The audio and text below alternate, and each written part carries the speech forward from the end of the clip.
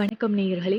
இன்னைக்கு நம்ம பார்க்க போற ஜோதிட வீடியோ உங்களுடைய அறியாமையை போக்கி உண்மையான யதார்த்தத்தை புரிய வைக்க போகுது.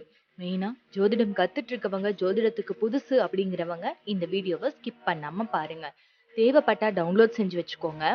இது யாருக்கு நீங்க பகிரணும்னு நினைக்கிறீங்களோ அவங்களுக்கு நீங்க கண்டிப்பா பகிரலாம்.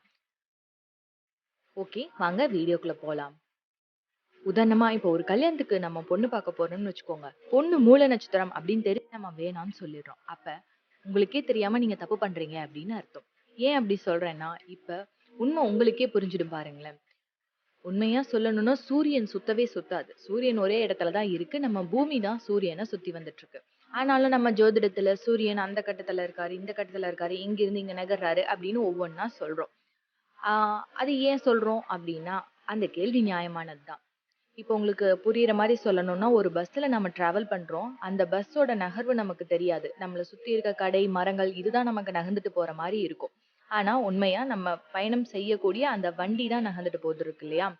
அதே மாரி தான் அதே மாரி தான் இந்த விஷயமும். பூமி நகர்ந்துட்டு இருக்கு. அதோடைய நகர்வ நம்மளால உணர முடியாது அப்படிங்கிறதுக்காக நம்ம சூரியன் நகர்றதா நம்ம ஒரு கற்பனை பண்ணிக்கிறோம். இந்த விஷயத்த நான் ஏன் சொல்றேன்னா, அடுத்து நம்ம பார்க்க போற விஷயங்கள், இத நீங்க மனசுல வச்சுக்கிட்டீங்கன்னா மட்டும் தான் உங்களுக்கு புரியும் அப்படிங்கிறதுக்காக தான் இந்த விஷயம்.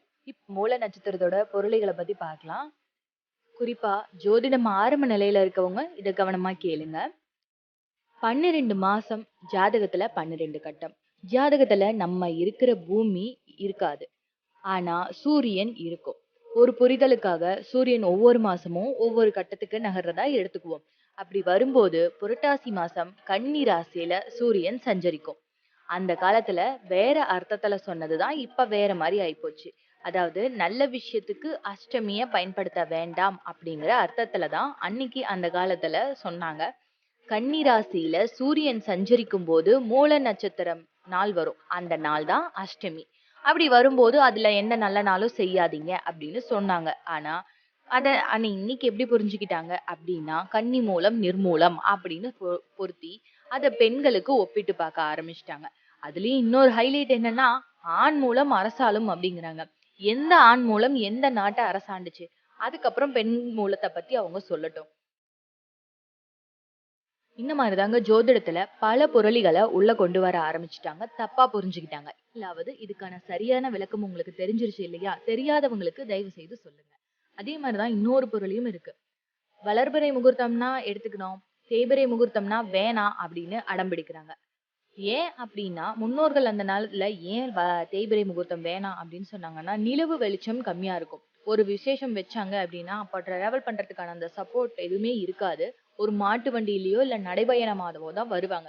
நிலவு வெளிச்சம் இல்ல அப்படிங்கிறப்போ ஏதாவது பார்த்து பயப்படுறதுக்கோ அல்லது மாடுகள் மிரள்றதுக்கோ இல்ல கொள்ளையடிக்கிறவங்க ஏதாவது தவறான செய்கையில ஈடுபடுறதுக்கோ நிறைய வாய்ப்பு இருக்கு அப்படிங்கறதுனாலதான் தேய்பிறை முகூர்த்தத்தை வேணான்னு தவிர்த்தாங்க. அதையும் இன்னைக்கு இருக்கவங்க அப்படியே கடைபிடிச்சிட்டு வராங்க. இன்னைக்கு நமக்கு அந்த மாதிரி எந்த விஷயமும் கிடையாது. எல்லா பக்கமும் லைட் இருக்கு, பாதுகாப்புக்கு போலீஸ் ஸ்டேஷன் இருக்கு, டிராவல் பண்றதுக்கு பஸ், டூ வீலர், ஃபோர் வீலர்னு நமக்கு எல்லா வசதியும் இருக்கு.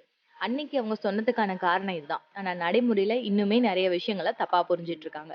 ஓகே ஃப்ரெண்ட்ஸ், உங்களுக்கு இந்த வீடியோ பயனுள்ளதா இருக்கும் அப்படின்னு நம்புறேன். பிடிச்சிருந்தா லைக் பண்ணுங்க, ஷேர் பண்ணுங்க, கமெண்ட் பண்ணுங்க. அடுத்த ஒரு ஜோதிட வீடியோவில் உங்களை கண்டிப்பா மீட் பண்றேன். அதுவரை உங்களிடமிருந்து விடைபெறுவது நான் உங்கள் Aishwarya. Take care. Bye by.